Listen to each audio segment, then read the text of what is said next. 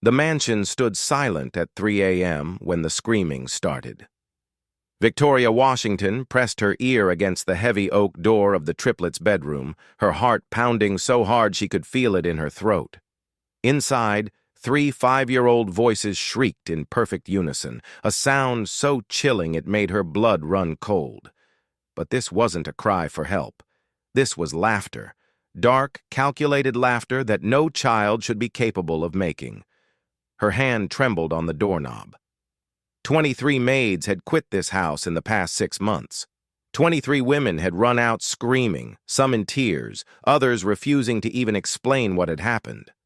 The agency had begged Victoria not to take this job. They'd warned her, but she was desperate. Bills were piling up, and her daughter's medical treatments weren't going to pay for themselves. The laughter stopped. In the sudden silence, Victoria heard footsteps, small footsteps, moving toward the door from the inside, all 3 of them walking in perfect synchronization. Then the doorknob began to turn under her hand. Victoria stumbled backward, her breath catching in her chest as the door creaked open, revealing 3 identical faces staring up at her through the darkness. Olivia, Emma, and Sophie Reynolds stood shoulder to shoulder, their blonde hair glowing in the dim hallway light, their blue eyes fixed on her with an intensity that made her skin crawl. "You're still here," Olivia whispered, tilting her head like a curious predator. "The others always ran by now." Victoria straightened her spine, forcing herself to breathe. She'd faced worse than 3 spoiled rich kids. She'd survived poverty, racism, and losing her husband to cancer while raising a sick daughter alone. 3 little girls weren't going to break her. "I'm not the others," Victoria said quietly, meeting their stares without flinching. "Now get back in bed. It's way past your bedtime." The triplets exchanged glances, something unspoken passing between them. Then Sophie smiled, a cold smile that didn't reach her eyes. "We'll see," she said. 12 hours earlier, Victoria had arrived at the Reynolds estate for the first time, dragging her worn suitcase up the longest driveway she'd ever seen. The house looked like something out of a movie, all white columns and sprawling gardens, the kind of place where money wasn't just old, it was ancient. Her hands had been shaking when she rang the doorbell, not from fear, but from exhaustion. She'd worked 3 jobs for the past 2 years, barely sleeping, barely eating, all to keep up with her daughter Maya's medical bills. Maya had a rare blood disorder that required constant treatment, and Victoria's insurance had run out months ago. This live-in position paid 3 times her normal rate. She couldn't afford to fail. The door had opened to reveal a tall man in an expensive suit, his dark hair perfectly styled, his jaw tight with stress. Alexander Reynolds, the billionaire tech mogul, looked exactly like his photos in business magazines, except his eyes held a desperation those articles never captured. "Miss Washington," he'd said, his voice hoarse like he hadn't slept in days. "Thank you for coming. I know the agency explained the situation. They mentioned your children are challenging," Victoria had replied carefully. Alexander had actually laughed at that, a bitter sound. "Challenging. That's diplomatic. Miss Washington, I'm going to be honest with you because I'm out of options. My daughters have driven away every caretaker I've hired. Some lasted a week. Most didn't make it through one day. They've destroyed property, faked injuries to get staff fired, and somehow always worked together with perfect coordination. It's like they read each other's minds." "Why do they do it?" Victoria had asked. "Children don't behave like that without reason." Something had flickered across Alexander's face then. Pain, maybe guilt. Their mother died 2 years ago, car accident. Since then, they've been different, angrier. It's like they're punishing everyone around them for her absence, especially me. I've tried therapists, boarding schools, everything. Nothing works. They just get worse. Victoria had set down her suitcase, studying this powerful man who looked so utterly defeated. "Mr. Reynolds, I lost my husband 3 years ago. My daughter watched him die slowly from cancer. She was 7 years old. I know what grief does to children. It doesn't make them bad. It makes them scared. Alexander had stared at her for a long moment. The job is yours if you want it. But I'm warning you, don't expect to last. Just try your best. That conversation felt like a lifetime ago now, as Victoria stood in the hallway, watching the triplets retreat back into their room without another word. She waited until she heard their beds creak, then walked slowly to her own small room at the end of the hall. She couldn't sleep. Instead, she sat on the edge of her bed, pulling out her phone to look at the photo of Maya she kept as her screensaver. Her beautiful daughter, smiling despite everything, her head wrapped in a colorful scarf to hide her hair loss from treatment. "I'm doing this for you, baby," Victoria whispered to the photo. "Mama's going to make sure you get better." The next morning started at 6 a.m. sharp. Victoria had learned long ago that children respected routine, so she was determined to establish one. She made her way to the kitchen, a massive space with marble countertops and appliances that probably cost more than her car, and started preparing breakfast. She wasn't fancy. She made what she knew: fluffy pancakes from scratch, scrambled eggs with cheese, crispy bacon, and fresh orange juice. Simple food, made with care. The kind of breakfast that felt like home. At 7 a.m., she climbed the stairs and knocked firmly on the triplets' door. "Breakfast is ready. You have 10 minutes to get dressed and come downstairs." No response. Victoria knocked again, louder. 9 minutes now. Still nothing. She opened the door to find all 3 girls wide awake, sitting on their beds fully dressed, watching her with those unsettling, identical stares. "We don't eat breakfast," Olivia announced. "And we don't listen to the help," Emma added. "Our father lets us do whatever we want," Sophie finished. Victoria crossed her arms, leaning against the doorframe. "Is that so? Well, I'm not your father. I'm Miss Victoria, and in my care, you eat breakfast because growing bodies need fuel. Now you can walk downstairs on your own, or I can call your father at his office and explain why his daughters are disobeying basic health rules." "Your choice." The triplets exchanged their silent communication again. They weren't used to someone calling their bluff. "He won't care," Olivia said, but there was uncertainty in her voice now. "Try me," Victoria replied calmly. 5 minutes later, all 3 girls were seated at the kitchen table, glaring at their plates but eating. Victoria sat across from them, sipping her coffee, acting like this was the most normal morning in the world. "This tastes weird?" Emma muttered. "That's because it's made with love instead of money," Victoria said without looking up from her coffee. "Finish your plates." "You can't make us," Sophie challenged. Victoria finally looked at her, really looked at her, and saw past the defiance to the sadness underneath. "You're right. I can't make you do anything, but I'm asking you to. And when someone asks nicely, good people try to listen. Your mama taught you that, didn't she?"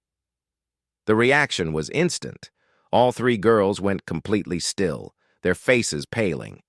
Nobody had mentioned their mother to them in months. Everyone tiptoed around the subject like it was forbidden. "Don't talk about our mama," Olivia whispered, her voice cracking. "Why not?" Victoria asked gently. "Was she someone worth talking about?" "She was the best person in the whole world," Emma said quietly, tears filling her eyes. "Then she deserves to be remembered," Victoria said, "and honored. And the best way to honor good people is to try to be good people ourselves. Do you think your mama would want you to hurt others? To be cruel? To push away everyone who tries to care for you?" Sophie stood up abruptly, her chair scraping against the floor. "You don't know anything about her. You didn't know her." "You're right," Victoria agreed. "But I know loss. And I know that when we lose someone we love, sometimes we get angry at the whole world. We push people away because we're scared if we let anyone close, we'll lose them too. It feels safer to be mean than to be hurt again." The silence that followed was heavy. Then, to Victoria's surprise, Olivia picked up her fork and took another bite of pancake. Emma did the same. Sophie remained standing, trembling, but she didn't run away. "My husband died 3 years ago," Victoria said softly. "Every single day, my daughter asks me when Daddy's coming home. And every single day I have to remind her that he's not. It breaks my heart over and over. But you know what keeps me going? Knowing that he'd want me to be strong. He'd want me to keep loving, keep trying, keep believing in good things." "Does it ever stop hurting?" Emma whispered. "No, honey," Victoria admitted. "But it gets easier to carry, especially when you're not carrying it alone." Sophie finally sat back down. She didn't touch her food, but she didn't leave either. The rest of the day was a careful dance. The girls tested Victoria constantly, ignoring instructions, making messes, hiding her things. But Victoria didn't yell. She didn't threaten. She simply remained calm, consistent, and kind. When they refused to do their schoolwork, she sat at the table and started reading aloud from their textbook, making up funny voices for historical figures until she heard Emma giggle despite herself. When they accidentally spilled juice all over the floor, Victoria handed them towels and said, "Accidents happen. Let's clean it up together." When they locked themselves in the bathroom and wouldn't come out, Victoria sat outside the door and told them stories about Maya, about her struggles, her bravery, her kindness, even when she was suffering. Slowly, almost imperceptibly, the walls began to crack. By dinner time, all 3 girls came to the table without being asked. They still didn't talk much, but they listened when Victoria spoke. They watched her carefully, like they were trying to figure out if she was real or just another adult who would eventually give up on them. After dinner, Victoria suggested they watch a movie together. "Your choice," she said. "Whatever you want." The girls chose a cartoon about 3 sisters going on adventures. They sat on the couch, maintaining careful distance from Victoria at first. But by the end of the movie, Emma had scooted closer. Then Olivia. Sophie remained at the far end, but she didn't leave. "Miss Victoria?" Emma asked as the credits rolled. "Why are you being nice to us? Everyone else hates us." Victoria turned to look at all 3 girls, her heart aching for them. "Because you deserve kindness. All children do. And because I see who you really are underneath all that anger. You're scared, hurting little girls who miss their mama. There's nothing hateful about that. That's just human." That night, Victoria helped them get ready for bed. She read them a story, tucked them in, and was about to leave when Olivia's small voice stopped her. "Miss Victoria? Will you still be here tomorrow?" Victoria smiled. "I'll be here as long as you need me." "Sweetheart." "That's what the others said," Sophie muttered from her bed. "I'm not the others," Victoria repeated. "I keep my promises." She left their door slightly open, leaving the hallway light on just in case they needed something, and retreated to her room. She was exhausted, emotionally drained, but for the first time in years, she felt like she was doing something meaningful, something that mattered. She was about to climb into bed when she heard it. Whispering, coming from the Triplets' room. Victoria moved quietly back down the hall, stopping just outside their door to listen. "She seems different," Emma was saying. "They all seem different at first," Olivia replied. "Then they leave." "But what if she doesn't?" Emma asked. "What if she really stays?" "Nobody stays," Sophie said firmly. "Nobody except Daddy. And he's barely here anyway. We're alone. We'll always be alone. That's just how it is now." "I don't want to be alone anymore," Emma whispered, and Victoria heard the heartbreak in that small voice. "Then we have to make sure she stays," Olivia decided. "We have to be good, really good, so she won't want to leave." "What if being good isn't enough?" Sophie asked. "What if she leaves anyway?" There was a long silence. Then Emma said, "Then we'll be alone again, just like always." Victoria stood frozen in the hallway, tears streaming down her face. These children weren't monsters. They were terrified, grieving babies who'd lost their mother and were convinced everyone else would abandon them too. Their cruelty was armor, protection against more heartbreak. She understood it completely because she'd done the same thing after losing her husband. She'd pushed people away, refused help, convinced herself that relying on others was too dangerous. It had taken Maya's illness to break through her walls, to remind her that isolation wasn't strength. It was just another form of suffering. Victoria wiped her tears and walked quietly back to her room, her mind racing. She'd made progress today, but she knew the real tests were still coming. Children like this didn't heal in a day. They'd push harder, test more severely, trying to prove their belief that everyone eventually leaves. She had to be ready. She had to be steady. Most importantly, she had to keep her promise. At 2 a.m., Victoria woke to the sound of breaking glass. She bolted out of bed, running down the hallway toward the noise. The triplets' door was wide open, and inside their room, all three girls stood in the center of a disaster. Broken lamps, torn books, overturned furniture. They'd destroyed everything within reach, and they were standing there watching her, waiting to see what she'd do. This was the real test. This was where the other maids had failed. Victoria surveyed the damage calmly, then looked at each girl in turn. Their faces were defiant, but underneath she saw the fear, the desperation. They were screaming for help in the only way they knew how. "All right," Victoria said quietly.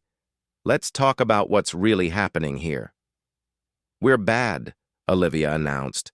"We told you. Everyone knows we're bad." "No," Victoria said firmly. "You're hurting. There's a difference. Bad children hurt others because they enjoy it. You hurt others because you're trying to protect yourselves from being hurt first." "Same thing," Sophie muttered. "It's not," Victoria insisted. She carefully stepped around the broken glass and sat down on Emma's bed. "Come here, all three of you. Sit with me." They hesitated, uncertain. But slowly, one by one, they approached. Emma sat next to Victoria first, then Olivia, finally Sophie, keeping distance but joining them nonetheless. "When my husband died," Victoria began, "my daughter broke every single photo we had of him. Every single one. She smashed them, tore them up, destroyed them completely. Do you know why?" The girls shook their heads. Because seeing his face hurt too much. Because remembering him was agony. She thought if she destroyed the reminders, maybe the pain would stop. But it didn't. It just made her feel worse because then she felt guilty for destroying precious memories. "What did you do?" Emma asked quietly. "I held her," Victoria said simply. "I let her cry. I told her it was okay to be angry, to be sad, to be confused. And then, when she was ready, we spent an entire weekend making new photo albums together, talking about every happy memory we had of him. We didn't hide from the pain. We walked through it together." "Our daddy doesn't talk about Mama," Olivia whispered. "He can't even look at her pictures anymore. He took them all down." Victoria's heart broke a little more. Some people handle grief by trying to forget. But that doesn't help children. Children need to remember. They need permission to miss what they've lost. "We miss her so much," Emma sobbed, and suddenly all three girls were crying. Really crying, for what seemed like the first time in years. They clung to each other and to Victoria, releasing all the pain they'd been holding inside. Victoria held them, rocking them gently, murmuring comfort. "I know, babies, I know. And it's okay to miss her. It's okay to be sad. It's okay to be angry. All of those feelings are normal and right." They cried for nearly an hour. When they finally quieted, exhausted and puffy-eyed, Victoria looked at each of them seriously. "Here's what we're going to do," she said. Tomorrow we're going to clean up this mess together. Not as punishment, but as a fresh start. Then we're going to find every photo of your mama in this house and make a beautiful memorial space where you can visit her whenever you want. We'll talk about her, remember her, honor her. Does that sound okay? All three girls nodded, too emotionally drained to speak. Now, Victoria continued, I need you to understand something. I know you're testing me. I know you're waiting for me to leave like everyone else, but I'm going to tell you a secret. I'm not going anywhere. Not tomorrow, not next week, not next month. You can break things, you can be difficult, you can test me all you want. I'll still be here. Because that's what people who care do. They stay. You promise? Emma asked, her voice small and fragile. I promise, Victoria said firmly. I don't break my word. She tucked them back into bed, all three girls calmer than they'd been since she'd arrived. She was turning to leave when Sophie's voice stopped her. Miss Victoria? Yes, honey? Thank you for not giving up on us. Victoria smiled through her tears. Never, sweetheart. You're worth staying for. She closed their door gently and returned to her room, collapsing onto her bed with exhaustion. But it was good exhaustion, the kind that came from doing something meaningful. Her phone buzzed, a text from Maya's doctor. Need to discuss new treatment options. Current protocol isn't working as well as hoped. Call tomorrow. Victoria's stomach dropped. She stared at the message, fear clawing at her throat. Maya needed her. Maya needed more money, better treatments, more time. But these girls needed her too. She couldn't fail either of them. The next morning arrived too quickly. Victoria dragged herself out of bed, still processing the doctor's message, and made her way downstairs. She was surprised to find Alexander Reynolds in the kitchen, looking exhausted in his business suit, a cup of coffee clutched in his hands. Miss Washington, he said, genuine surprise in his voice. You're still here. I told you I would be, Victoria replied, moving to start breakfast. I heard the commotion last night, Alexander admitted. The breaking glass. I expected to come down and find your resignation letter on the counter. That's what usually happens. Victoria began cracking eggs into a bowl. Your daughters aren't bad children, Mr. Reynolds. They're grieving children who've been punishing themselves and everyone around them because they don't know how else to cope. They need structure, yes, but more than that, they need permission to remember their mother. They need to know it's okay to miss her. Alexander flinched like she'd struck him. I can't. Talking about her is too painful. For you, Victoria said gently but firmly. But your pain doesn't erase theirs. They're children. They don't have the tools adults have to process loss. When you hide from her memory, you teach them that loving someone means having to forget them when they're gone. That's a terrible lesson. Alexander was quiet for a long moment. She was everything, he finally whispered. Losing her destroyed me. I threw myself into work because it was the only thing that didn't hurt. I know I've been absent. I know I've failed them. I just don't know how to fix it. Start by being present, Victoria suggested. Have dinner with them tonight. Not in your office, not while working. Just be with them. Talk to them about their mother. Share memories. Cry together if you need to. They need their father. I don't know if I can. You can, Victoria said confidently.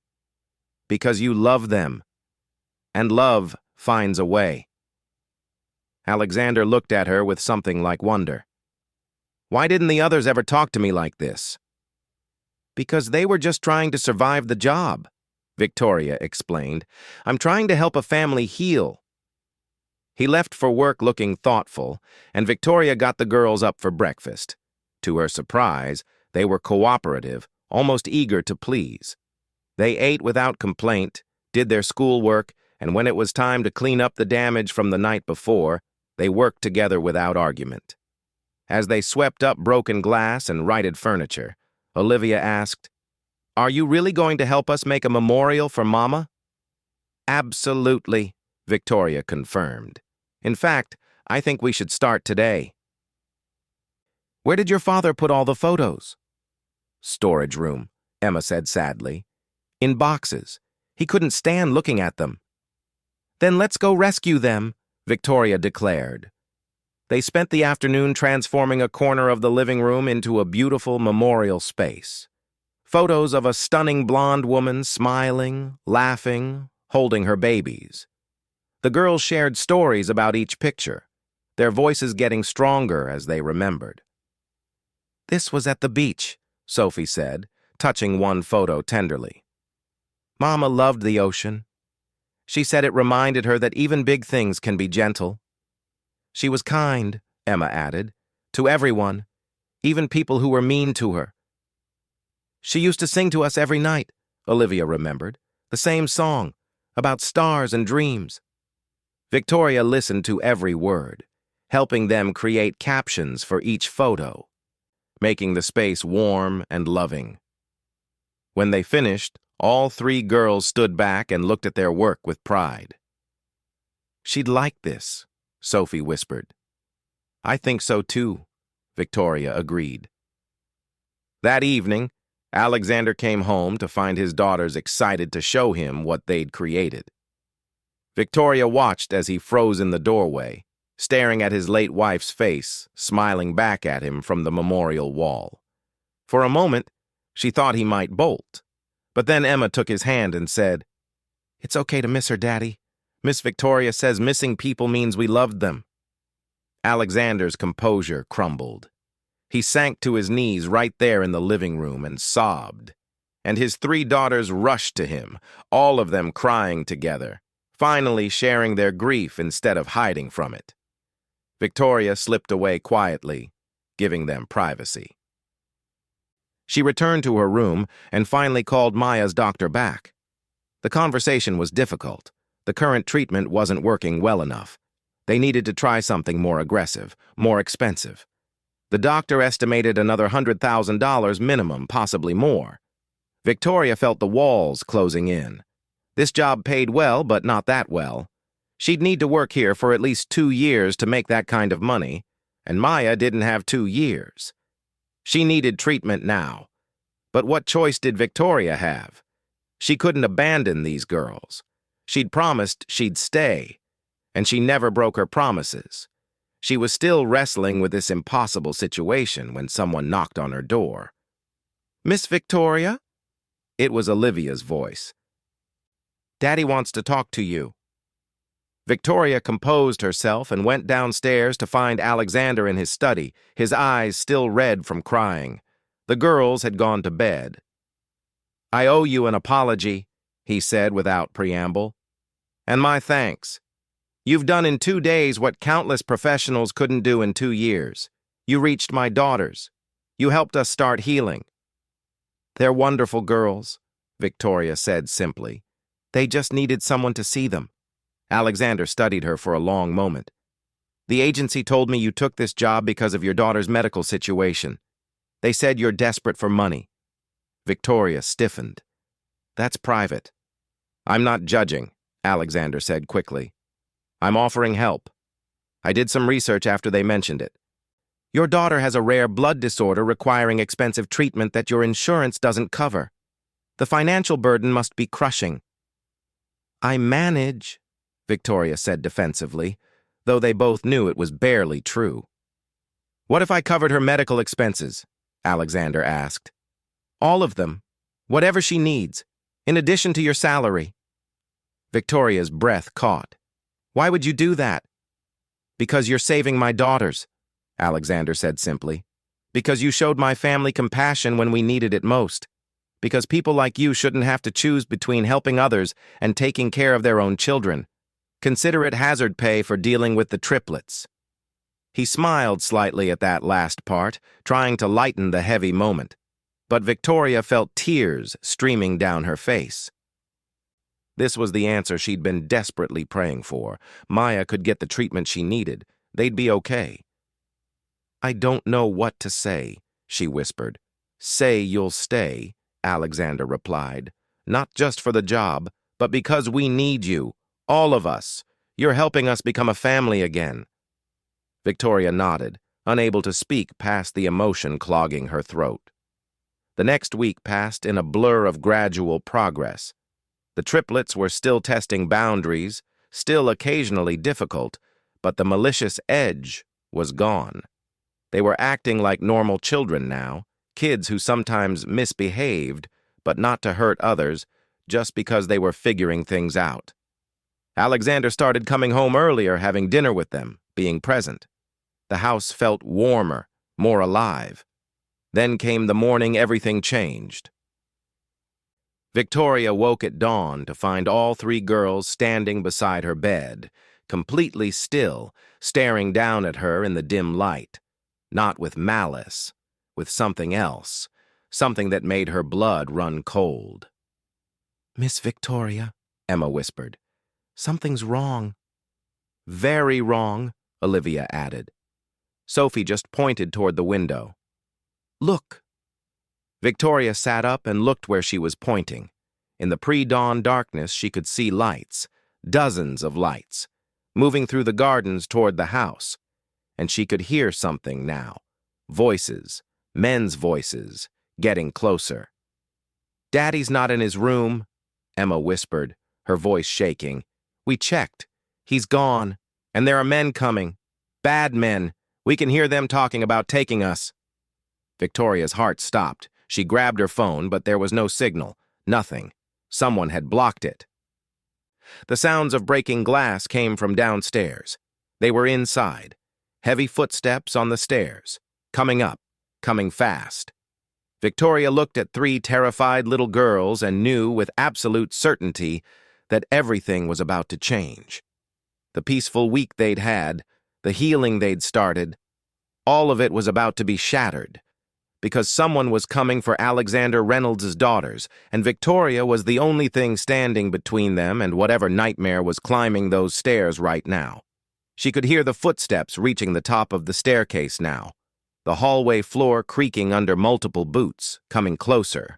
And in that moment, Victoria made her choice. Victoria's hand shot out, gripping Emma's shoulder.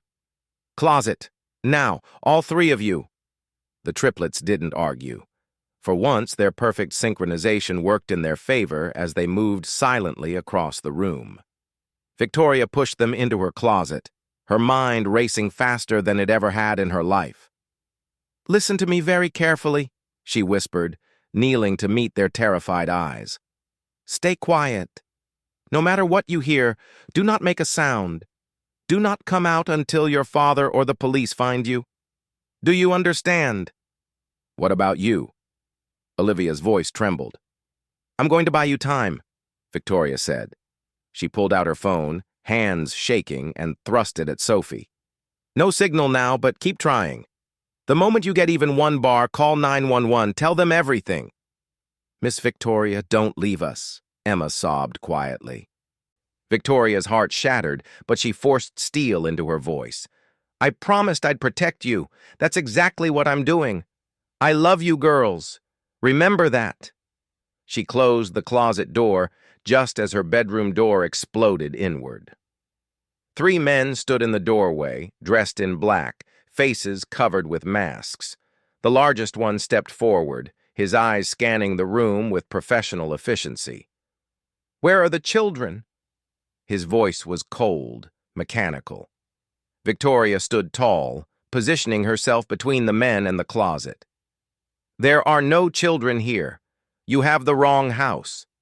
The man laughed, a sound devoid of humor. "Alexander Reynolds' triplet daughters. We know they sleep in the room down the hall, but they're not there. So where are they?"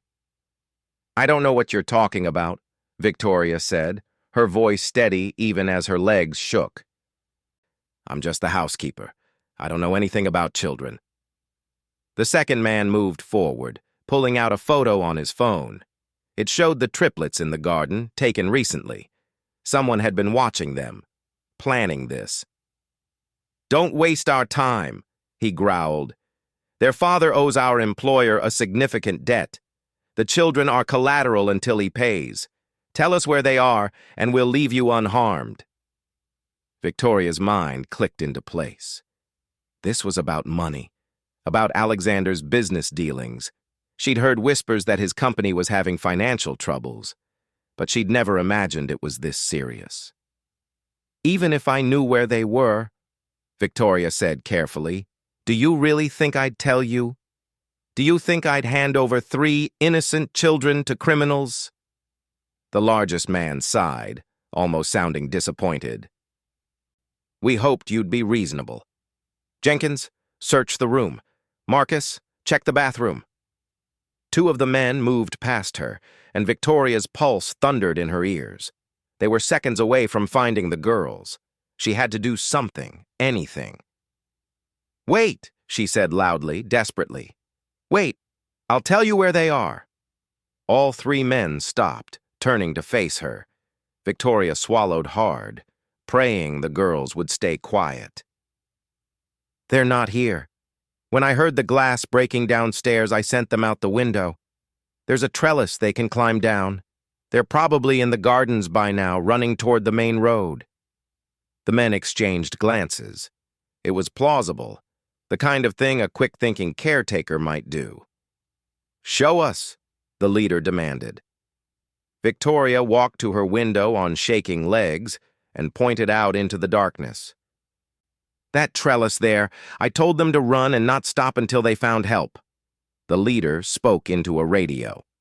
"Team 2, sweep the gardens. Targets may be on foot, heading toward the main gate." He turned back to Victoria. "If you're lying, you'll regret it." "I'm not lying," Victoria said, though her heart hammered so hard she thought it might burst from her chest. 2 of the men ran from the room, leaving only the leader. He grabbed Victoria's arm roughly, dragging her toward the hallway. "You're coming with us. If those children aren't where you said, you're going to help us find them." As he pulled her from the room, Victoria caught a glimpse of the closet door. It remained closed, silent. The girls were safe, for now. The man hauled her downstairs into the grand living room where she'd spent the last week helping a broken family heal. Now it was full of strangers, men in masks ransacking the house, destroying everything in their search. Her eyes landed on the memorial wall they'd created. Photos of the girl's mother smiled serenely, unaware of the chaos unfolding in her home. Victoria felt a surge of determination. That woman had loved her daughters with everything she had. Victoria would honor that love by protecting them with everything she had. "Nothing in the East Wing," someone reported over the radio. "Gardens are clear," another voice crackled. "No sign of the targets." The leader's grip on Victoria's arm tightened painfully. "Where are they, really?" "I told you, they ran," Victoria insisted. "They're probably miles away by now." He shoved her roughly into a chair. "Then we wait. Eventually 3 5-year-old girls will need help. They'll surface somewhere. And when they do, we'll be ready." Victoria's mind raced. She'd bought time, but how much? And where was Alexander? Had they taken him already? Was he hurt? Dead? As if reading her thoughts, the leader said, "Don't worry about Reynolds. He's alive and secured at an undisclosed location. Once he transfers the funds he owes, everyone goes home safely. Simple business transaction." "Kidnapping children isn't business," Victoria spat. "It's evil." "It's motivation," the man corrected coldly. "Reynolds has been avoiding his obligations for months. We're simply providing proper incentive for him to fulfill his commitments." Hours crawled by. The men searched every inch of the house twice over, growing more frustrated with each empty room. Victoria sat in that chair, hands tied now, watching dawn break through the windows.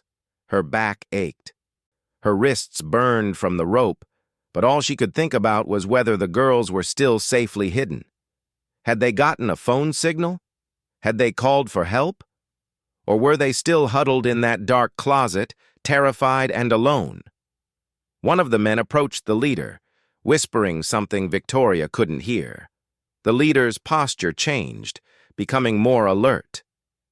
"Miss Washington," he said, his voice taking on a dangerous edge. My associate just informed me of something interesting. The agency that placed you here noted that you have a daughter. Maya, isn't it? Age 10. Currently at Mercy General Hospital receiving treatment for a blood disorder. Victoria's blood turned to ice. It would be unfortunate if something happened to interrupt her care, the man continued. Hospital security can be so unreliable. Accidents happen all the time in medical facilities. Rage flooded through Victoria, hot and consuming. You leave my daughter alone, she hissed. She has nothing to do with this. Then tell us where the Reynolds children are, the leader said simply, or I make a phone call and your daughter's treatment gets permanently interrupted. Your choice. Victoria's world tilted. She looked at this man, at his cold eyes visible through the mask, and knew he meant every word. These weren't amateurs. They'd done their research. They knew exactly how to break her. Her baby's in the closet upstairs, her baby in the hospital across town, both in danger, both depending on her. What could she possibly do? I need to think, Victoria whispered, her voice breaking. You have 2 minutes, the leader said, checking his watch. Then I make the call. Victoria closed her eyes, her mind spinning. There had to be a way out of this. There had to be something she could do. She thought about Maya, about her brave, beautiful daughter fighting for her life in that hospital bed. She thought about Olivia, Emma, and Sophie, 3 little girls who'd just started learning how to trust again. She couldn't sacrifice any of them. She wouldn't. 1 minute, the leader announced. Victoria opened her eyes, a desperate plan forming. If I tell you where they are, you'll leave my daughter alone? You swear it? You have my word, the man said. We're businessmen, not monsters. We have no interest in harming a sick child. Victoria knew his word meant nothing, but she needed him to believe she'd broken. They're in the pool house. There's a storage room in the back with a false wall. I hid them there before you came upstairs.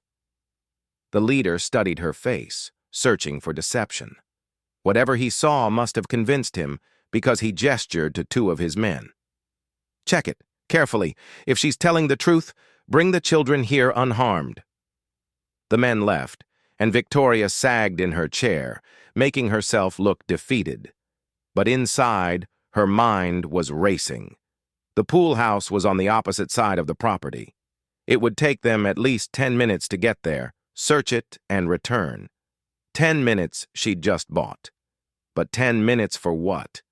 She was tied to a chair, surrounded by armed men, with no way to call for help. Then she heard it, the faintest sound from upstairs, a creaking floorboard. One of the men heard it too. Boss, I heard something from the 2nd floor. Probably the house settling, the leader said dismissively. Old houses make noise. But Victoria knew better. She knew that creak. It was right outside her bedroom door. The girls were moving. No, stay hidden. Please stay hidden.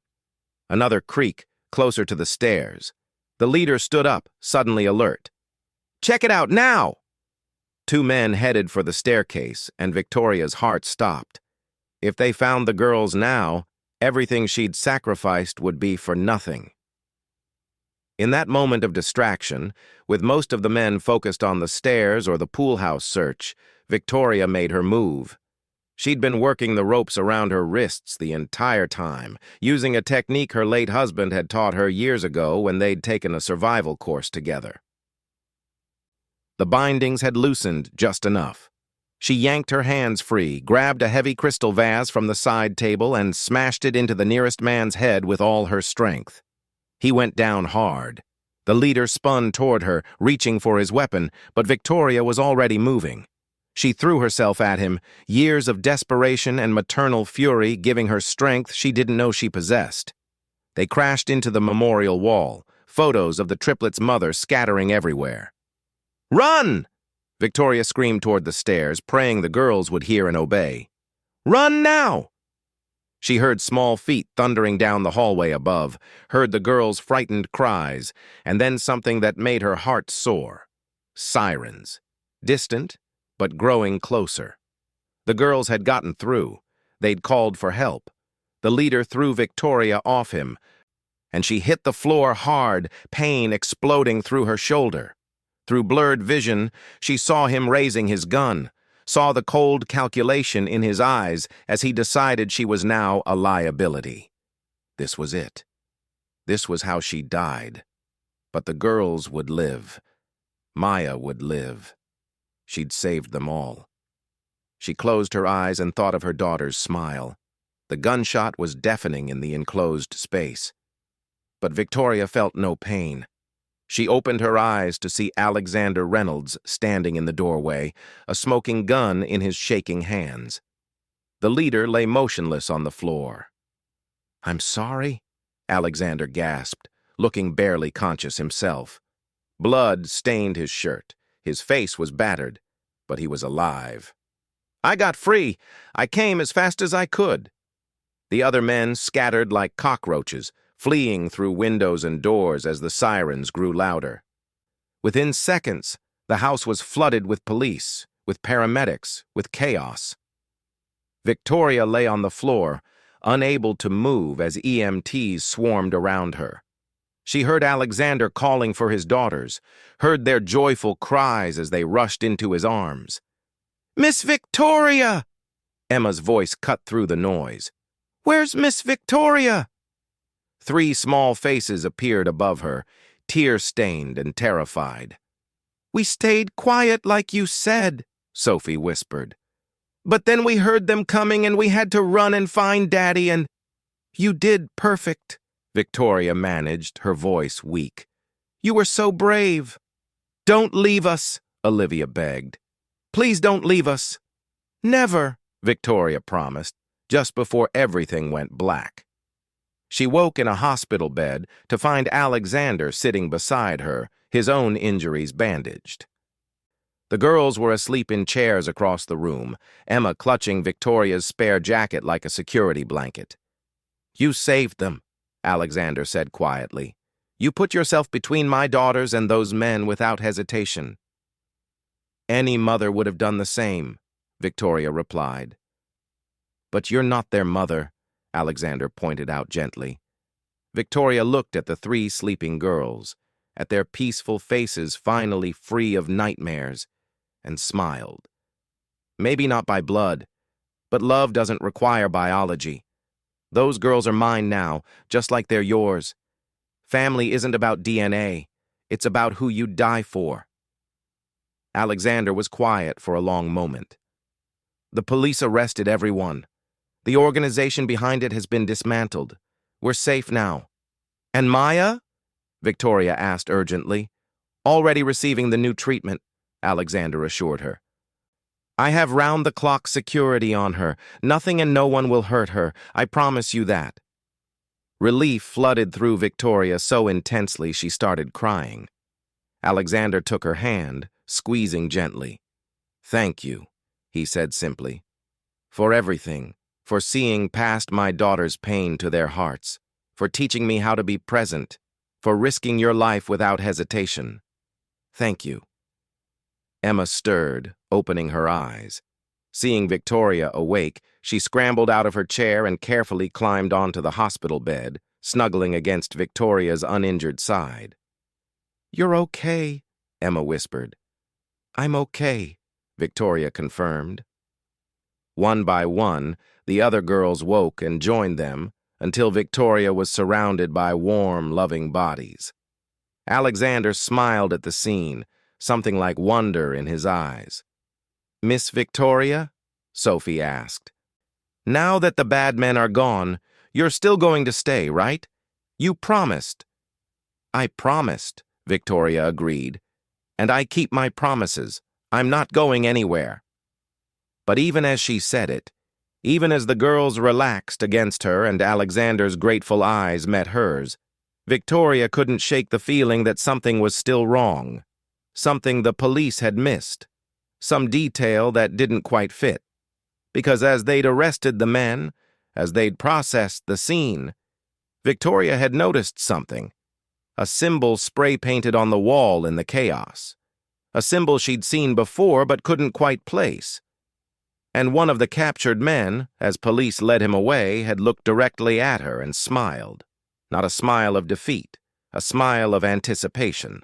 Like this wasn't over, like something worse was still coming. Victoria spent 3 days in the hospital, and the triplets visited every single day. They brought her drawings, told her stories, and refused to leave her side for more than a few minutes at a time. Alexander had insisted on moving Maya to the same hospital, and watching Victoria's daughter meet the triplets for the first time brought tears to everyone's eyes. "You're the girls my mama talks about," Maya said from her wheelchair, her voice weak but curious. "She says you're brave and smart and kind." "Your mama saved our lives," Olivia said seriously. "She's a hero." "I know," Maya replied with a tired smile. "She's always been my hero."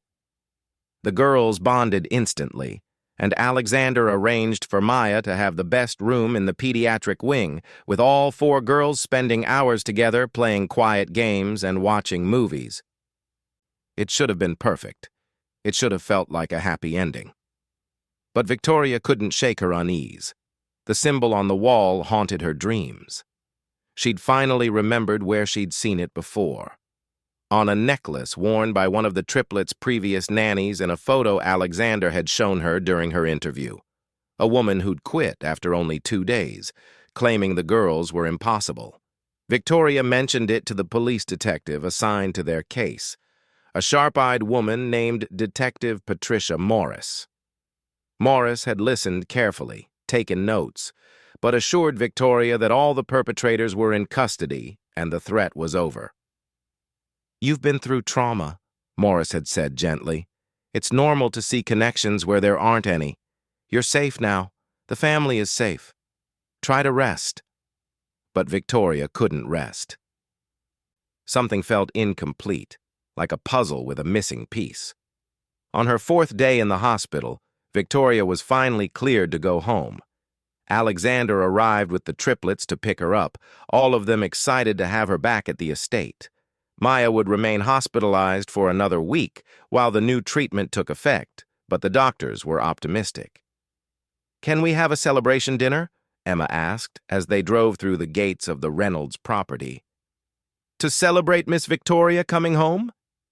"And being alive," Sophie added, "and being our family now." Victoria's heart swelled despite her lingering concerns.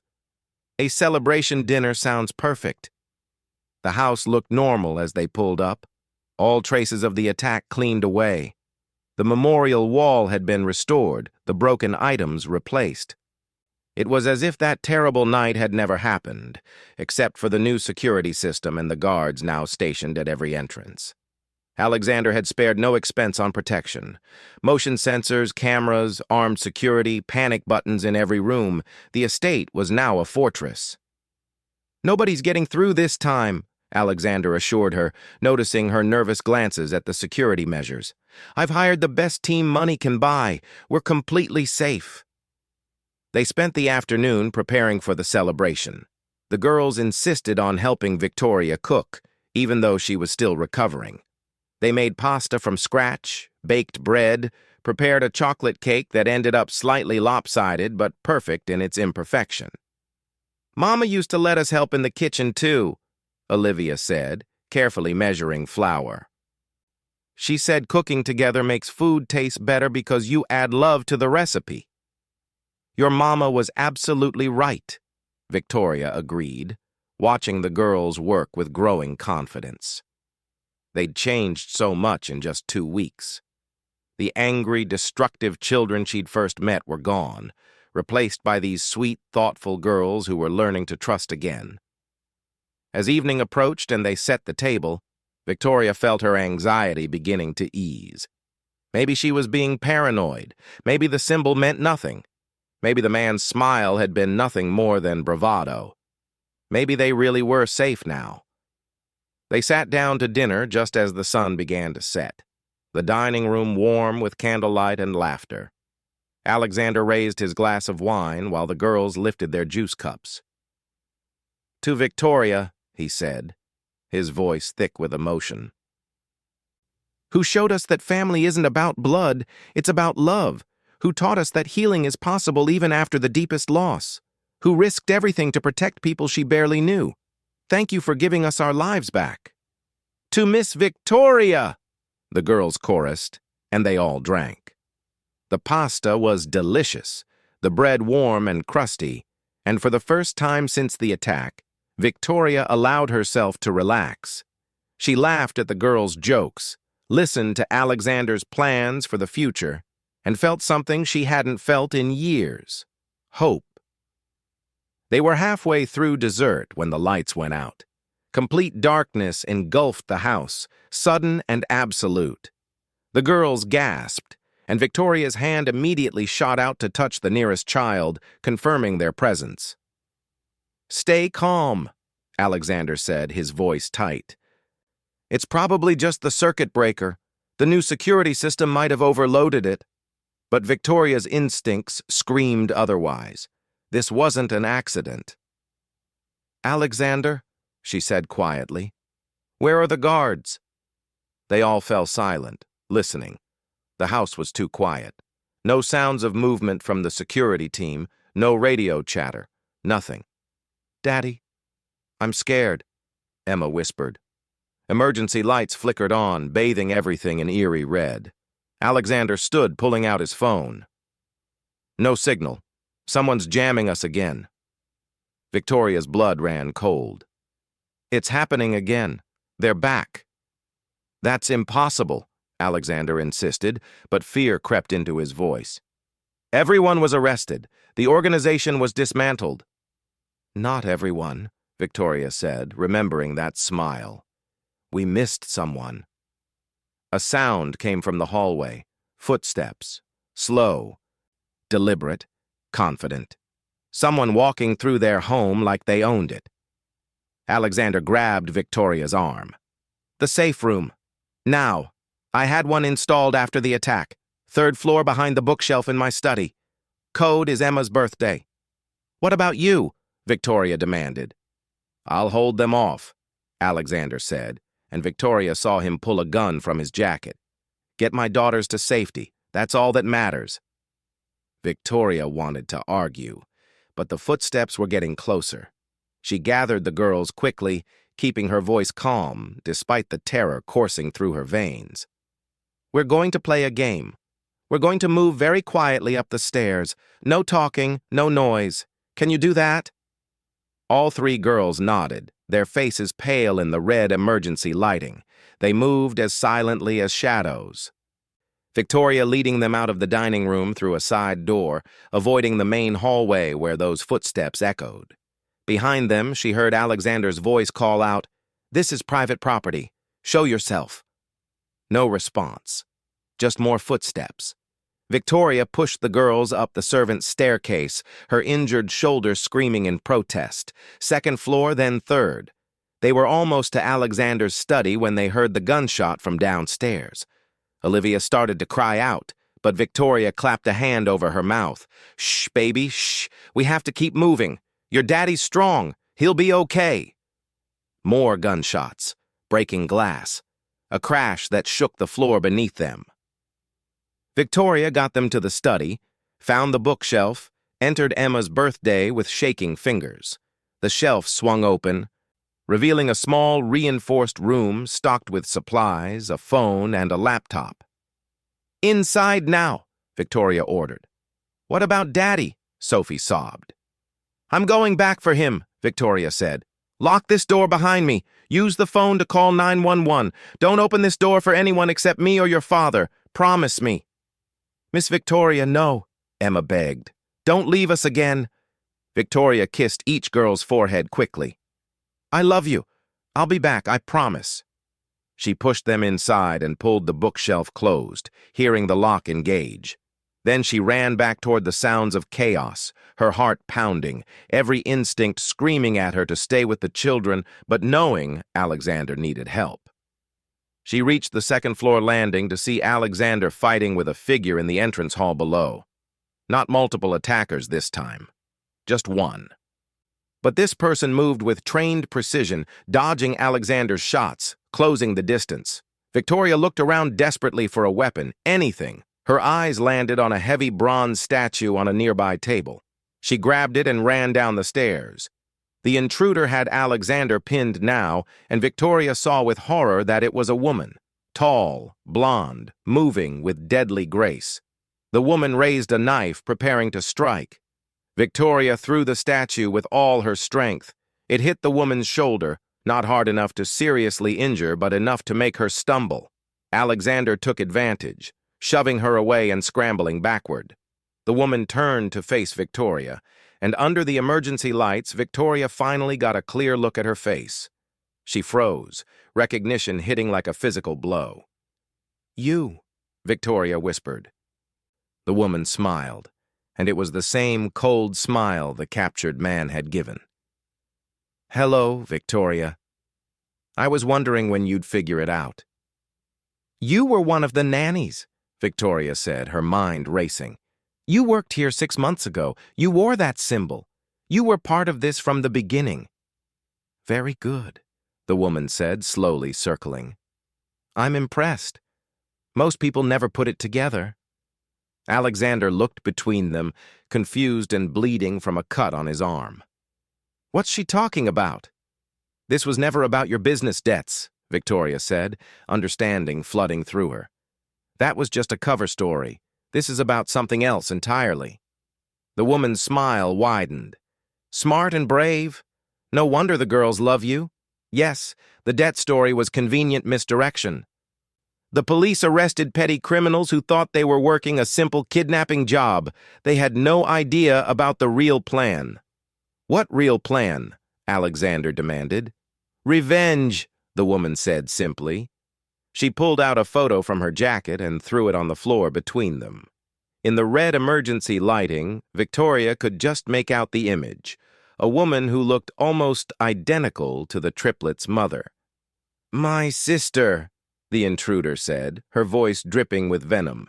"Rebecca Monroe, or as you knew her, Rebecca Reynolds, your beloved wife." Alexander's face went white. "That's impossible. Rebecca was an only child." "That's what she told you," the woman spat. "That's what she wanted you to believe, because she was running from her past, from her family, from the truth of who she really was. She cut us all off, changed her name, pretended we didn't exist, all so she could play at being some perfect society wife." "Your sister died in an accident," Alexander said. "My sister was murdered," the woman corrected coldly. "By your negligence. She begged you to fix the brakes on her car. She told you they were failing. But you were too busy with your precious company to care. You said you'd handle it next week. She died the next day when the brakes failed on the highway." Victoria saw Alexander's face crumble, guilt and grief washing over him. "That's not fair," he said hoarsely. "I didn't know. I thought she was being paranoid. The mechanic said the brakes were fine just a month earlier." "The mechanic you hired, the one who did sloppy work, the one you chose because he was cheap," the woman hissed. "My sister died because you cared more about saving money than about her safety. And then you moved on like she never mattered. New security systems, new staff, new life. While my family grieved, you barely seemed affected." "I was destroyed," Alexander whispered. "You were guilty," she countered. "And guilt made you distant from your daughters, which made them perfect targets. I got hired as a nanny to assess the situation. I realized those girls were suffering, that you'd essentially abandoned them emotionally. So I formulated a plan. Drive away every caretaker, make them impossible. Let them become more and more unstable until eventually, tragically, something terrible would happen. An accident, a fire, something that would take them away from you the way you took my sister from us." Victoria felt sick. "You wanted to kill children to punish their father?" "I wanted him to feel what we felt," the woman said. "The loss, the guilt, the knowledge that he could have prevented it but didn't. I wanted him to spend the rest of his life knowing his negligence killed not just his wife, but his daughters, too. But then Victoria arrived, Alexander said, understanding dawning. She fixed them. She made them happy again. She ruined your plan.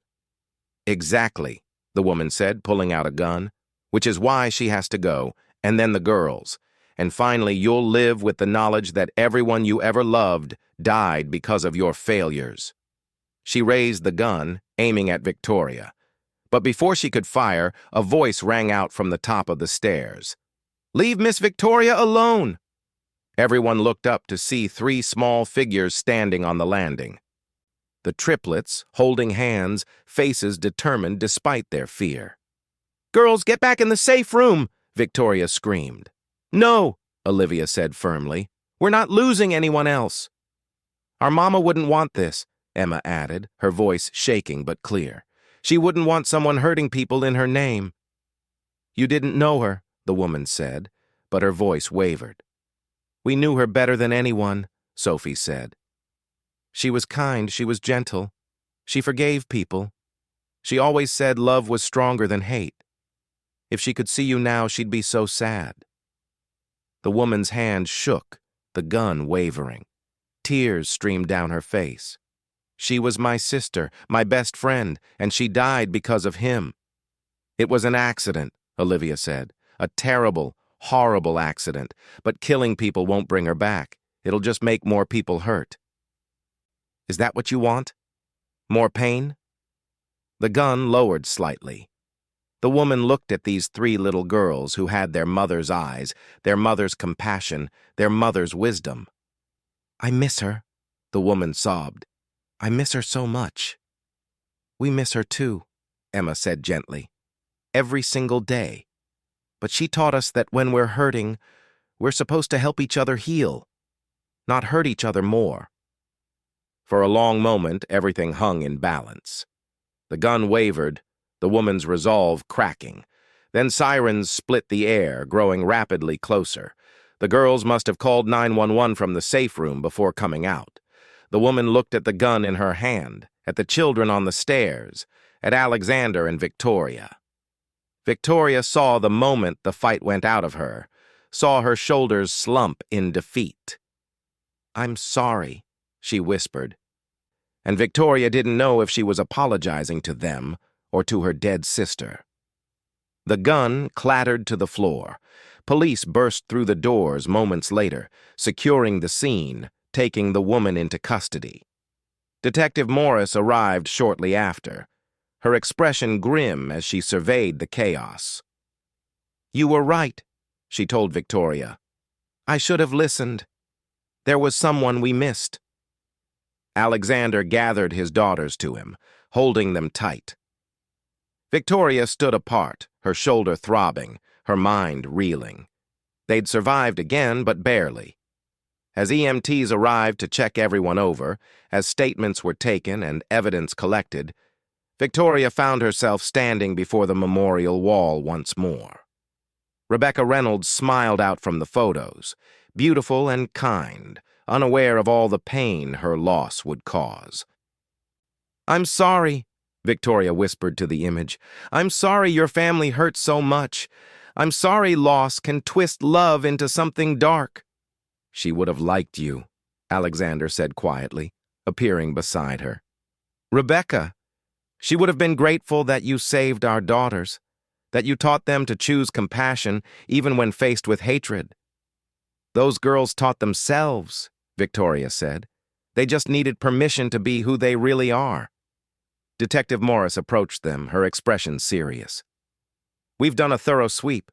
The woman, Caroline Monroe, was working alone tonight. The rest of her network was already in custody from the first attack.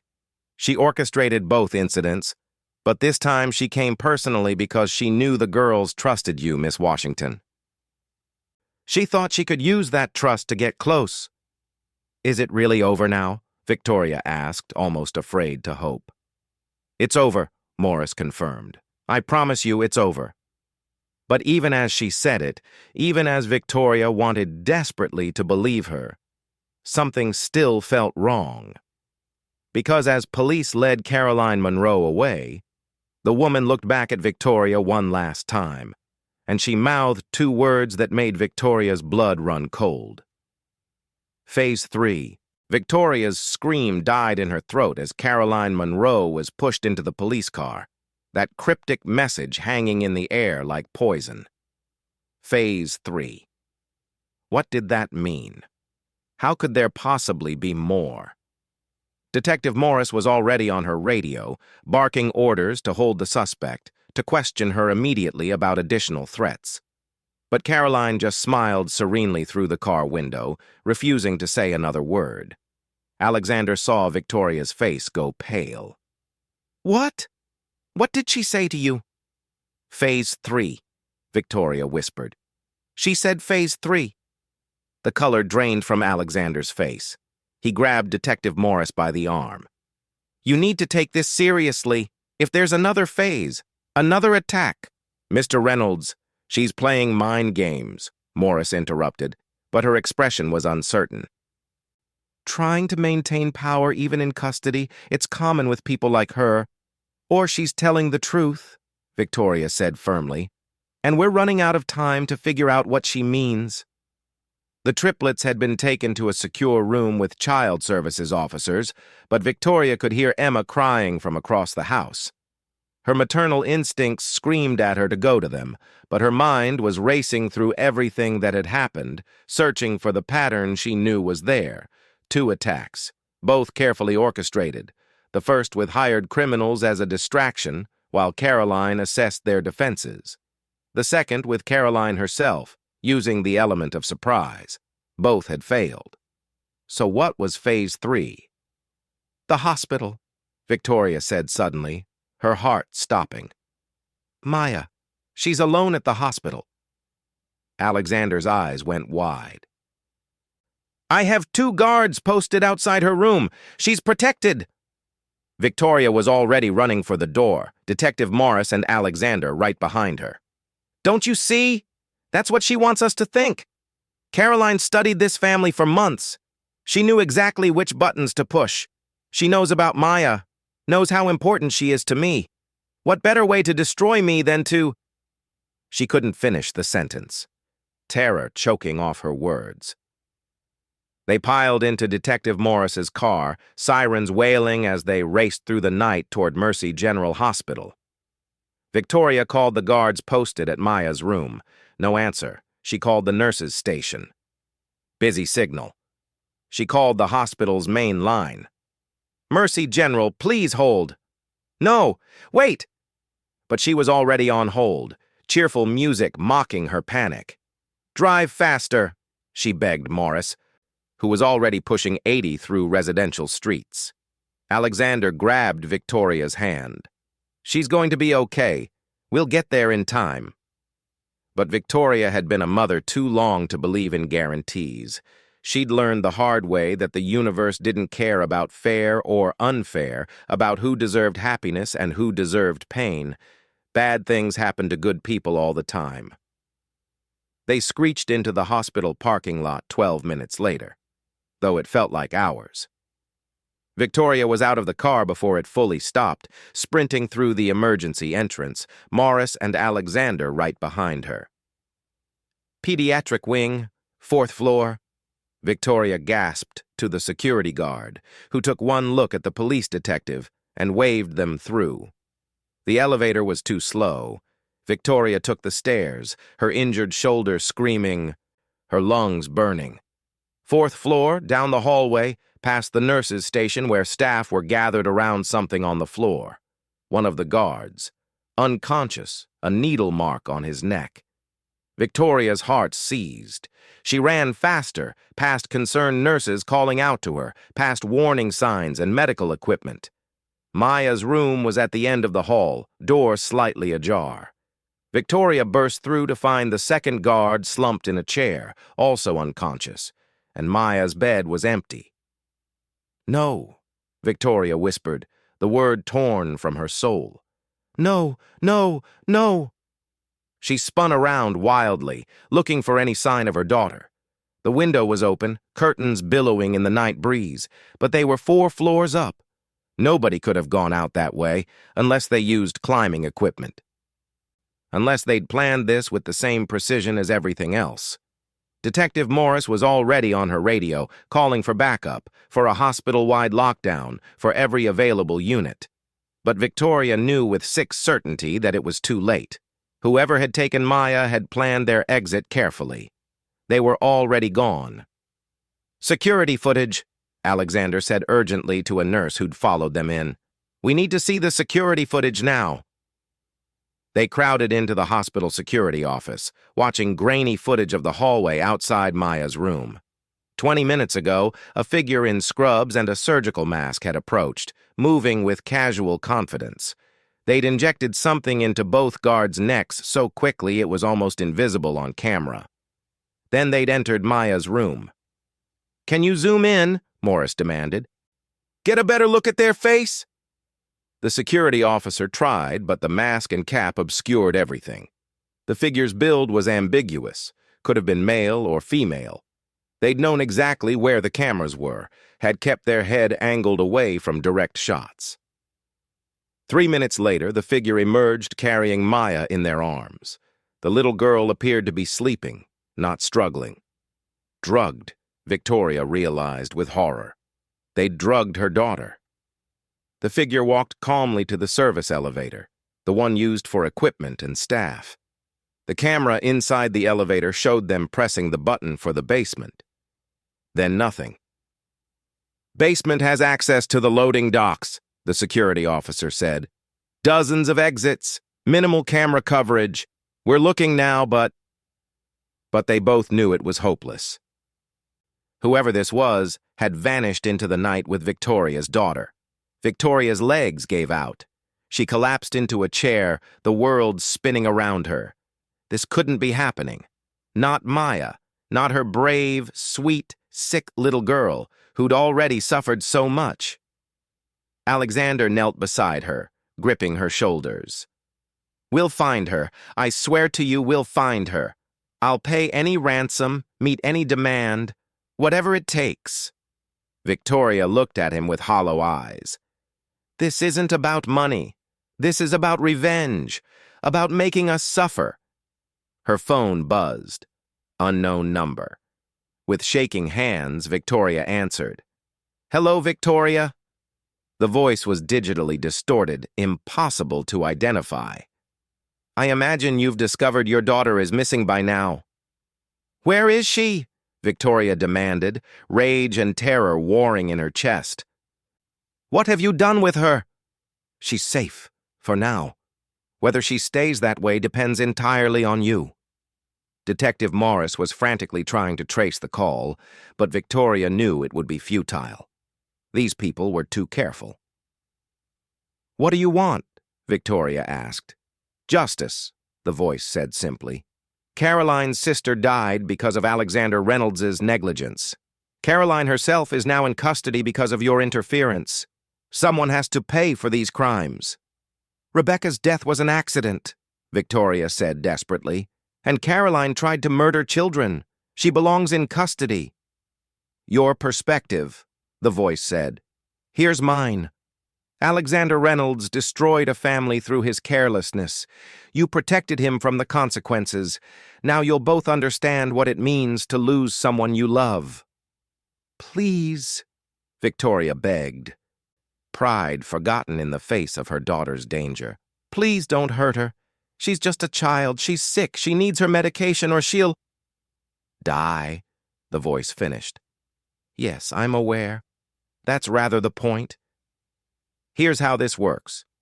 You have 12 hours to bring Alexander Reynolds to the address I'm about to text you. He comes alone, unarmed, ready to confess his crimes publicly. He'll record a video taking full responsibility for Rebecca's death, apologizing to her family, and then he'll turn himself over to us for judgment. Do this, and your daughter goes free with enough medication to last until you can get her back to the hospital." "You want me to trade Alexander's life for Maya's," Victoria said, understanding washing over her. "I want justice. If Alexander truly feels guilty about Rebecca's death, He should be willing to sacrifice himself to save an innocent child, unless, of course, he's the selfish monster Caroline always said he was. The line went dead. A moment later, Victoria's phone buzzed with a text. An address in an industrial area on the outskirts of town, and a timer counting down from 12 hours. Detective Morris looked at the information, already coordinating with her team. It's a trap. They want us to walk into an ambiguous situation where they control the environment. We need to handle this carefully, strategically. We don't have time for strategy, Victoria said, standing on shaking legs. We have 12 hours, and Maya needs her medication. Every hour we delay is an hour closer to her body shutting down. Which is exactly why we can't rush in blindly, Morris argued.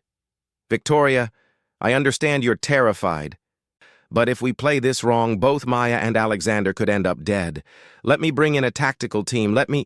No, Alexander said quietly. Everyone turned to look at him. His face was calm, resolved. I'm going, alone, just like they asked.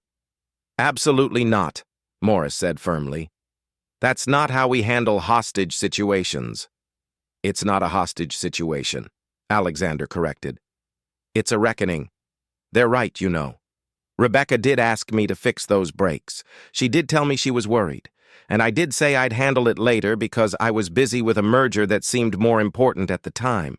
I've lived with that guilt for 2 years. Maybe it's time I faced the consequences. You'll die, Victoria said bluntly. You know that, right? The moment you're in their control, they'll kill you. This isn't about justice. It's about revenge. Perhaps, Alexander agreed. But if my death saves Maya, if it saves my daughters from losing another person they love, isn't that worth it? Isn't that what you did when you threw yourself between them and danger? You were willing to die for children who weren't even yours. How can I do less for a child you love? Victoria stared at this man who'd been so broken when they'd first met, who'd learned to be present, to be strong, to be the father his daughters needed. He was offering to sacrifice himself, and she couldn't let him do it. But she also couldn't let Maya die. There has to be another way, she said desperately. There isn't, Alexander said gently. Not one that guarantees Maya's safety. They want me, Victoria. Let them have me. Your daughters just got you back, Victoria argued. They just learned to trust again, to love again. Losing you would destroy them. They'll have you, Alexander said simply. You've been more of a parent to them in 2 weeks than I was in 2 years. They'll survive this if you're there to help them through it, just like you helped them survive losing their mother. Detective Morris shook her head. I can't authorize this. I can't let a civilian walk into a trap. Then don't authorize it, Alexander said. I'm going as a private citizen making a choice. You can try to stop me, or you can use the time to position your team in case something goes wrong. The room fell silent as they all grappled with the impossible choice. Victoria looked at Alexander, really looked at him, and saw genuine peace in his eyes. He'd been living with guilt for 2 years. In some twisted way, this probably felt like redemption. But it wasn't redemption. It was murder dressed up as justice. I'm coming with you, Victoria said suddenly. Absolutely not, Alexander and Morris said in unison. They want you to feel what Caroline's family felt, Victoria continued, her mind working furiously. They want you to lose someone you love.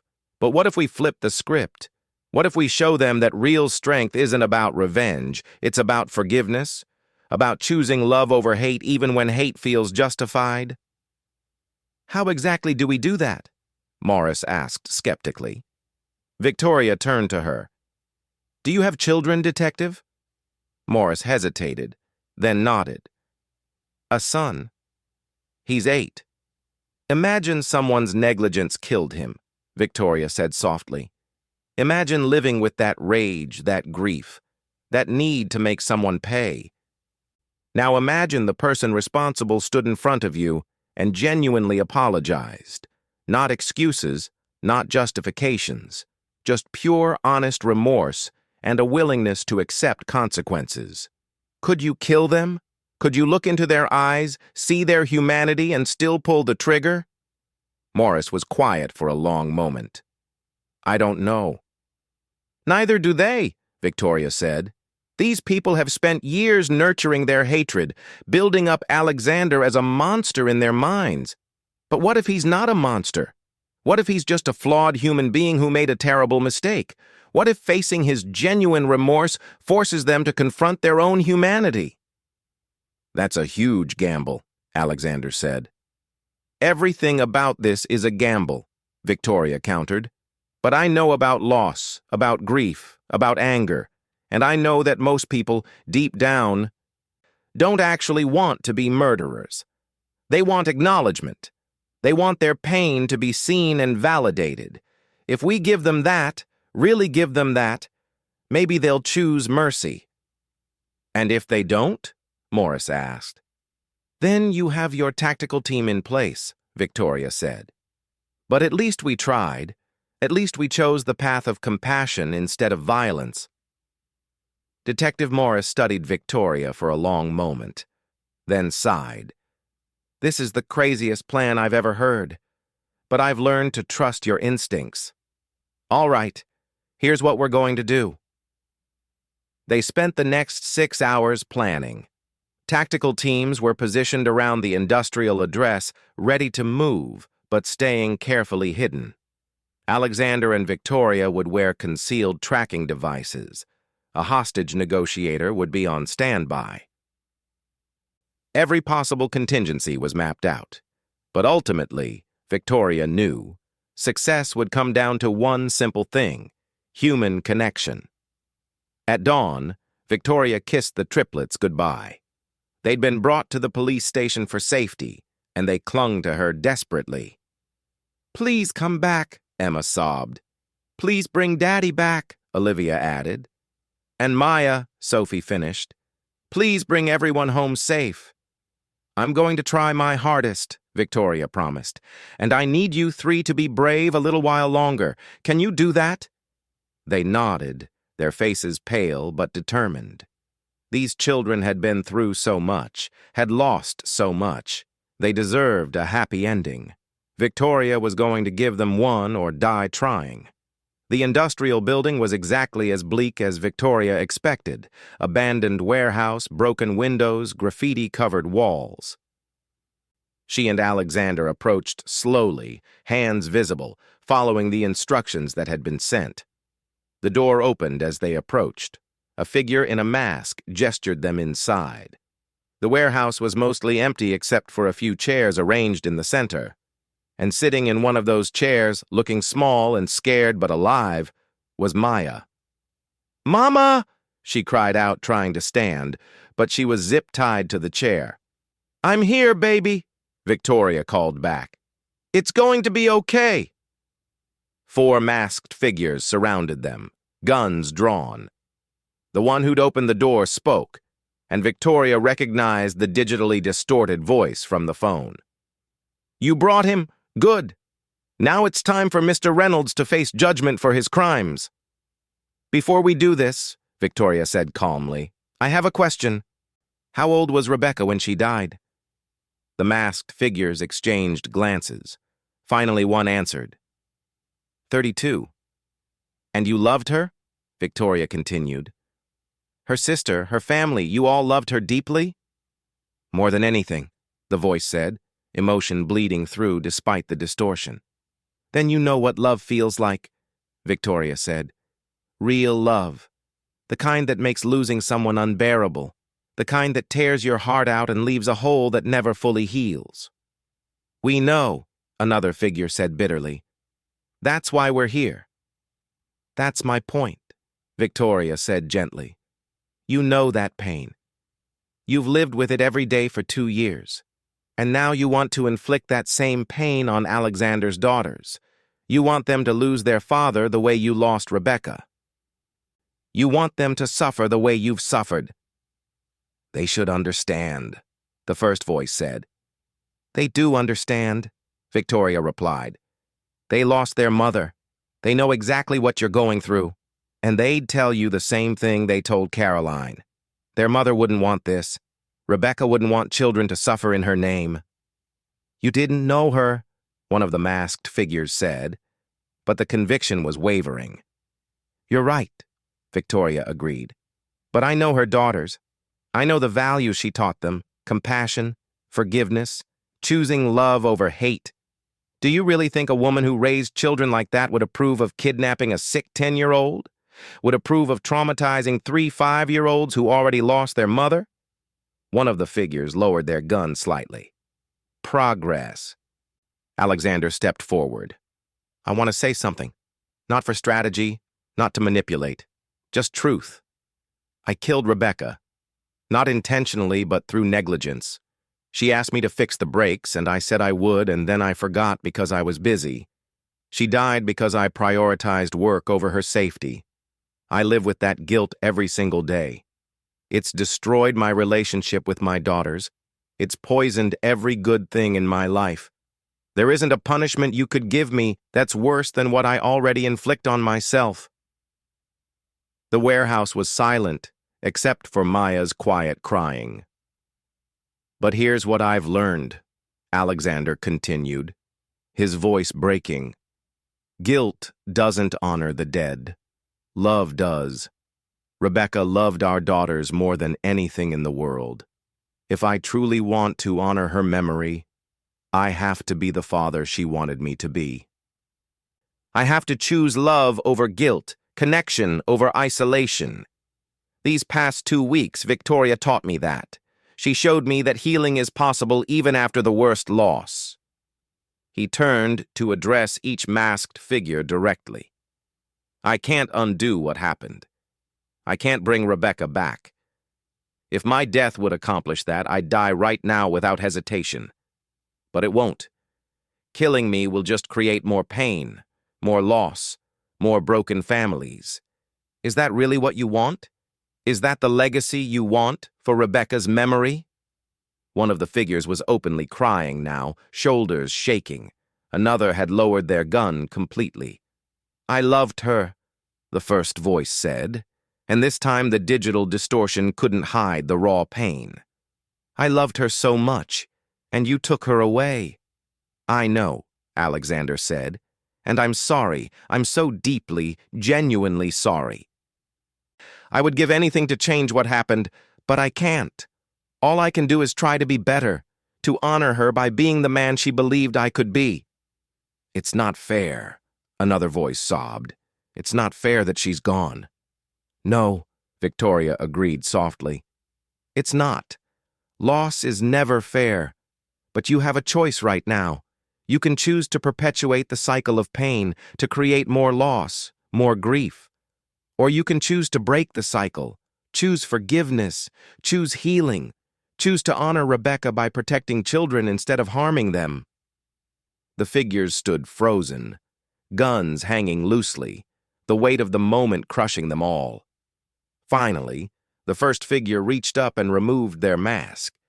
It was a man in his 50s, his face ravaged by grief, tears streaming down his cheeks. Rebecca's father, Victoria realized. I just miss my daughter, he whispered. I just want her back.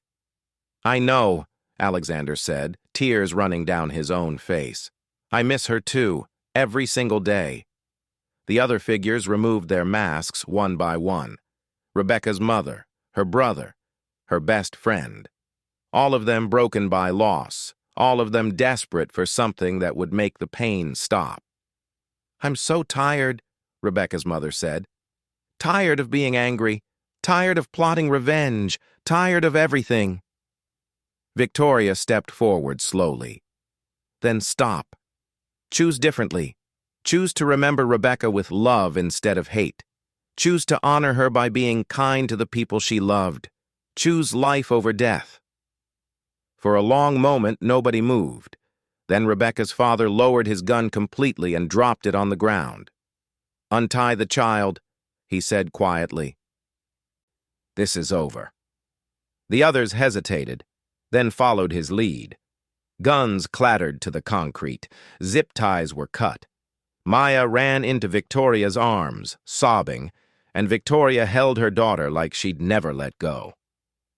Detective Morris and her team entered cautiously, taking the surrendering suspects into custody. But there was no violence, no resistance. Just exhausted, broken people ready for the pain to finally end. As they were led away, Rebecca's father stopped in front of Alexander. For a moment, Victoria tensed, afraid of one final act of violence. But the man simply extended his hand. "Take care of those girls," he said hoarsely. "She loved them more than anything. Make sure they know that." Alexander took his hand, shaking it firmly. "I will, I promise." "And tell them—" The man's voice broke. "Tell them their mother was the best person I ever knew. Tell them she'd be proud of the compassion they showed today." "I'll tell them," Alexander promised.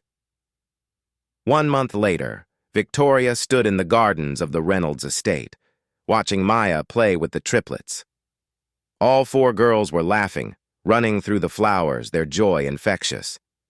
Maya's new treatment was working. She was getting stronger every day, her color returning, her energy boundless. The doctors were cautiously optimistic that she might actually beat this. The triplets had healed remarkably well, with help from therapists who specialized in childhood trauma. They still had nightmares sometimes, still had moments of fear, but they were learning to trust again, to hope again. Alexander approached, standing beside Victoria in comfortable silence. He'd changed so much in the past month, present, engaged, genuinely connected to his daughters. "I got a letter today," he said quietly, "from Rebecca's parents. They're in a treatment facility getting help for their grief. They wanted me to know they're sorry for everything that happened. They included photos of Rebecca as a child. They thought the girls might want them." "That's generous of them," Victoria said. "It's healing," Alexander corrected. "For all of us, choosing compassion over revenge, just like you taught us." Victoria smiled, watching the children play. "I didn't teach that. Your daughters did. They're the bravest people I know." "Second bravest," Alexander said. "You're the bravest. You risked everything for children who weren't even yours. You chose love when hate would have been easier. You saved us all, Victoria. Not just from physical danger, but from becoming people we'd hate.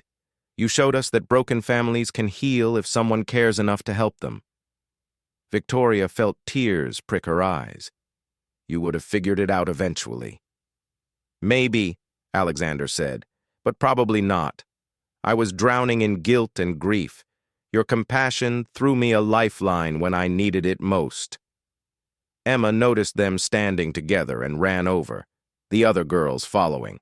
"Miss Victoria, Maya says she's strong enough to play tag. Can we play tag?" "If Maya's doctor says it's okay, then yes," Victoria laughed. "He did.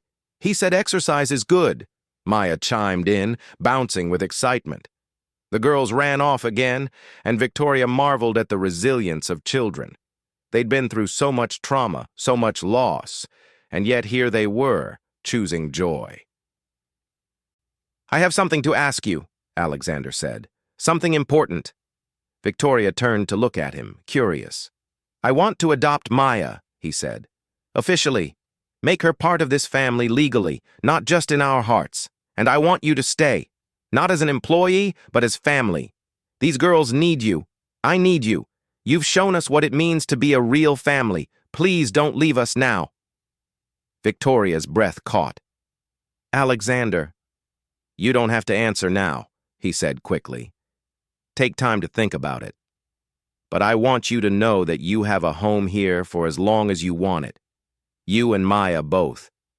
Victoria looked at the 4 girls playing in the garden, at this beautiful house that had been full of pain, but was now full of hope. She thought about the journey that had brought them all here, about the choices that had been made, about the power of compassion to transform even the darkest situations. Yes, she said simply. Yes, we'll stay. Alexander's face broke into a genuine smile, the first she'd seen from him that reached all the way to his eyes. He pulled her into a hug, and Victoria let herself relax into it, finally allowing herself to believe that maybe, just maybe, they'd all found their way home. The girls noticed the embrace and came running over, crashing into both of them in a group hug full of laughter and love. "Are you crying, Miss Victoria?" Sophie asked. "Happy tears, baby," Victoria said. "Just happy tears." "Does this mean you're staying forever?" Emma asked hopefully. "Forever and ever," Victoria confirmed. "And Maya too?" Olivia added. "And Maya too," Victoria agreed, pulling her daughter into the circle. They stood there in the garden as the sun set, 5 people who'd all been broken finding wholeness in each other, a family not by blood, but by choice, by love, by the willingness to choose compassion over revenge, hope over despair, connection over isolation. Somewhere, Victoria liked to think, Rebecca Reynolds was smiling.